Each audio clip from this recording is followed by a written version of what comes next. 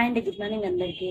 మనం వచ్చేసి healthy food తీసుకోవాలని చెప్పేసి అప్పుడప్పుడు ఏం చేస్తూ ఉంటాము, పులగము అండ్ అలాగే పొంగలి, దద్దోజనం అలాంటివి చేసుకుంటూ ఉంటాం కదా.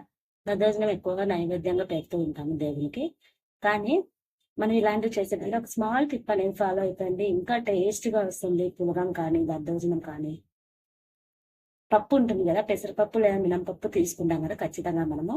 అవి తీసుకున్నప్పుడు వాష్ చేసిన తర్వాత నెయ్యి లేదా ఆయిల్లో జస్ట్ ఒక 2 సెకండ్స్ రోస్ట్ చేసేసి తర్వాత రెసిపీ చేసేసేయండి. చాలా టేస్ట్ అనేది వచ్చేస్తుందండి. ప్రతి ఒక్కరైతే టిప్ అయితే ఫాలో అయిపోయింది. ఎందుకంటే చాలా మంది ఏం చేస్తుంటాం, డైరెక్ట్ గా పులగం అంటే రైస్ పెసరపప్పు కలిపేసి వాష్ చేసేసి పెట్టేసి ఉంటాము సాల్ట్ వేసేసి. కానీ ఫస్ట్ ఆ పప్పును రోస్ట్ చేయండి, ఒకసారి టేస్ట్ అయితే ఆస్వాదించండి. ఖచ్చితంగా ప్రతి ఒక్కరికి నచ్చుతుందండి.